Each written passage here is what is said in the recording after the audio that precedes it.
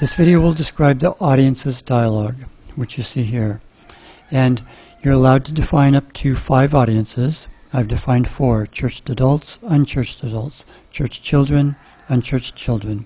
You can name them anything you want. You can change from one audience to another. The one highlighted in yellow is the one currently selected. So we've selected audience number 1, churched adults. And there are 2 sets of parameters for defining each audience. Here's one set. All of these checkboxes and radio buttons. We'll talk about these in a minute. This is one set.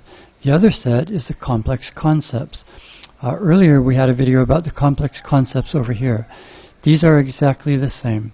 If we click this concepts dialog button, you may remember that each complex concept is either activated or deactivated for each audience.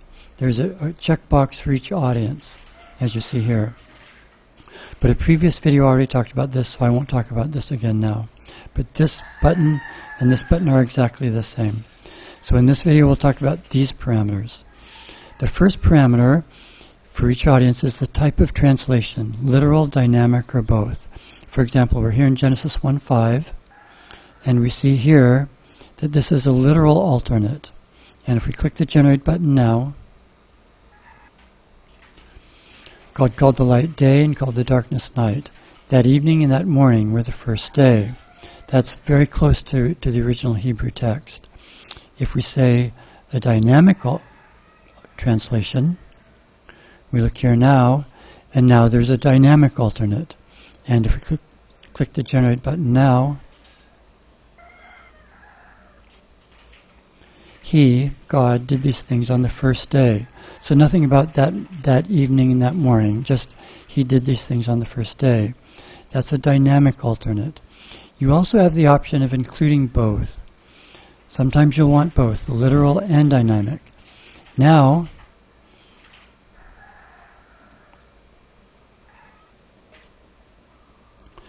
when you include both literal and dynamic, TBTA inserts these particles, and you can link these particles to any target text that you want. This is an English project, so I've linked them to literal alternate and dynamic alternate. And now, since we've included both types of alternates, you need to know where one begins and where the other one begins. So God called the light day and called the darkness night. Literal alternate, that evening and that morning were the first day. Dynamic alternate, God did these things on the first day. So you can include both types, literal and dynamic. So that's the type of translation. Type of notes. You can have no notes included, you can have study notes included, and you can have devotional notes included. We don't actually have devotional notes yet, but we will in the future. And right now we have very few study notes, but I'd like to give you one example.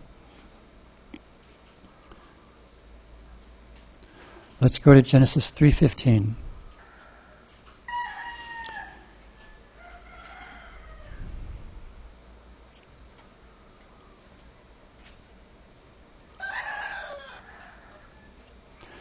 This is a very special verse. Theologians call it the Proto-Evangelium, meaning the first presentation of the gospel. God speaking to Satan, and He says, I'll cause you and the woman to become enemies, and your descendants and the woman's descendants will become enemies. The woman's descendant will crush your head, and you'll bite the woman's descendant's heel. Okay, if we stopped there, even when that's translated perfectly into another language, people read it, and they understand it, and they think it's talking about a snake and a child. But all of us know that this is a very special verse. It's actually talking about Jesus coming and dying on the cross for us and defeating Satan. So we include a study note, and here it is, study footnote. After Adam and Eve sinned in the Garden of Eden, God told them about His plan. The woman's descendant is Jesus, who is God's Son. God sent His Son to the earth so that He could die for us.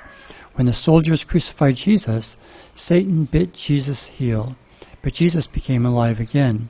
When Jesus throws Satan into hell, He'll crush Satan's head. Satan will suffer in hell forever because he didn't obey God. Although Adam and Eve didn't obey God, He forgave them so that they could live in heaven with Him forever. So we include these study footnotes. So you can either include them or exclude them for each type of audience.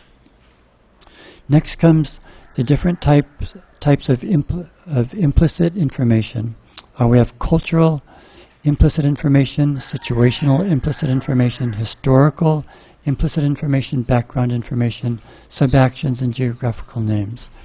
And I'd like to show you an example of that.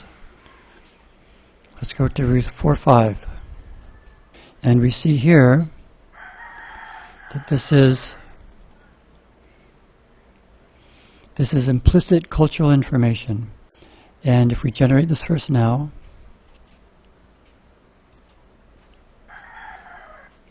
then Boaz said, "On the day when you buy that land from Naomi, you have to also marry Ruth, who is from Moab. This was Elimelech's son's wife, but Elimelech's son is dead. You'll protect the dead man's name and his property by marrying Ruth." Okay, it's not at all clear how this man will protect the dead man's name and his property just by marrying Ruth. So we've added implicit cultural information. And the implicit information is optional. It's tagged with these double brackets. When you and Ruth have children for Elimelech, his family will continue owning that land. Now it's clear how this man will protect the dead man's name and property by marrying Ruth. So this is optional. All of this information is optional. You don't need to include it in your translation. You can keep it if it's helpful to your audience, but for an audience that's familiar with the Bible, they're familiar with Jewish culture, they don't need this information. So it is optional. Next, okay, types of footnotes. Explanation of Hebrews names. That's like Naomi means sweet, but Mara means bitter. Things like that. We don't actually have cross-references yet, but someday we will. Rhetorical questions. Not all languages permit rhetorical questions. Some languages that do use them may not want the rhetorical questions for younger audiences, for the children. So you have the option of converting these to a statement.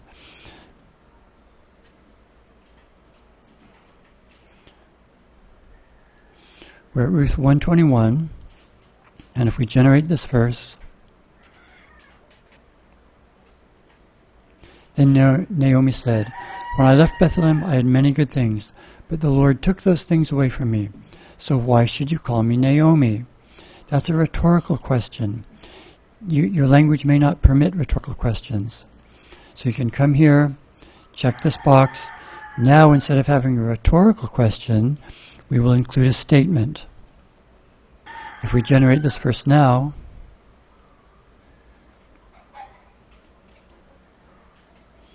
"But the Lord took those things away from me, so don't call me Naomi." So instead of a rhetorical question, now there's an equivalent statement. We recently revised the audience's dialogue. You can see it here. Now there are 4 tabs across the top. Translation types and notes, with the types of translation which you saw before, and the types of notes, study, devotional, etc. There's another tab for all of the implicit information. This is all the same as before, except we did change this one. This one used to be just implicit geographical names, so this would explain things like the city named Susa or a country named Moab. But now it can be used to explain all types of names. A man named Nun, a woman named Jezebel, etc. So this is more generic. But the tab I'd like to talk about now is this new one, Translation Options. And we see here various options for the translation. Let's move this down here. One option is we can have in the translation either metric units or biblical units. So if we say biblical units, that means the original Hebrew and Greek units like shekels and bikas and stadions, etc. If we check metric, we can see an example of this here in Genesis 24:22. So let's check metric, and if we click the generate button now, okay, the nose ring weighed about 1/5 ounce. Okay, we have a rule you may remember from another video. We have a rule that converts metric units to US units. So here's a rule that converts grams to ounces. But originally it said about 5.7 grams, and the 2 bracelets weighed about 115 grams. So the text has metric units in it. Now we have rules that convert those metric units to US units. If we say biblical units, we'll do that now. We'll say apply. And now we see the nose ring weighed about 1 bika. So there's a biblical unit here. And the 2 bracelets weighed about 10 shekels. And when you choose biblical units, there are always footnotes explaining the biblical units in terms of metric units.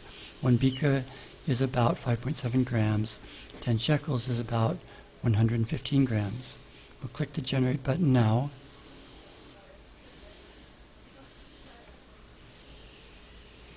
The nose ring weighed about 1 bika. It should be 1 bika.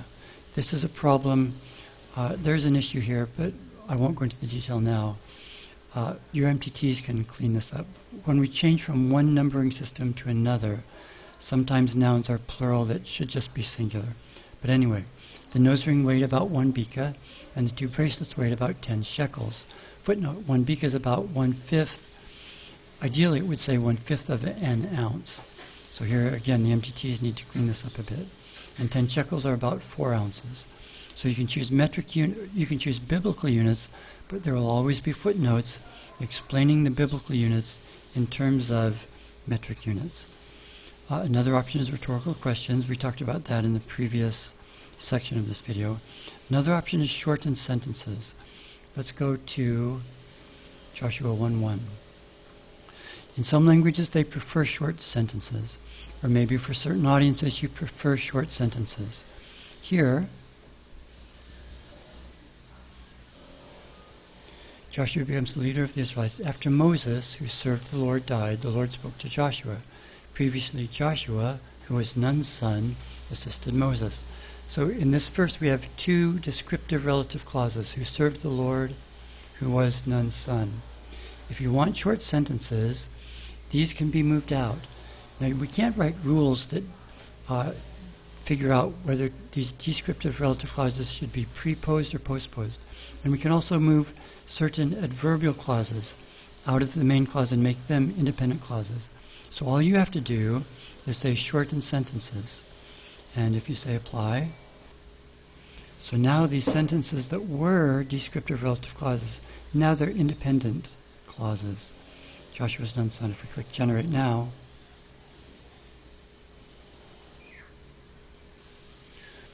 Joshua becomes the leader of the Israelites. Moses served the Lord. So now it's an independent sentence. After Moses died, the Lord spoke to Joshua. Joshua was Nun's son. That used to be an embedded relative clause. So TPTA is able to shorten the sentences. We mark some of these dependent clauses as we tag them so they can be moved out and preposed or moved out and postposed. So that's that option. Metonymy.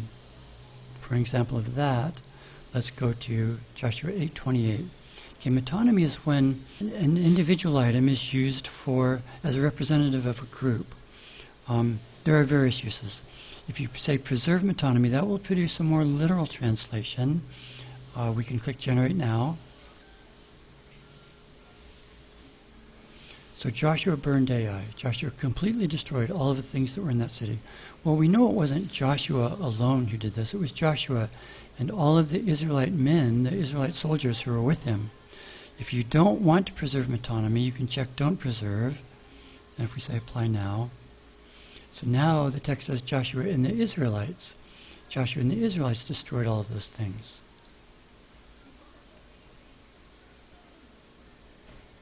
So Joshua and the Israelites burned Ai. They completely destroyed all of the things that were in that city. There are many examples of this. In the book of Luke, it talks about how Herod searched for the baby when he wanted to kill baby Jesus. Well, Herod himself didn't go out and search for the baby. Herod sent his soldiers out. So if you want to make it clear that it was Herod's soldiers, you would say don't preserve metonymy. But if you want to make your translation more literal, you can say preserve metonymy. So that's this third tab. The fourth one, footnote options, we're still working on this. I won't talk about this now. But that's the new revised audience dialogue.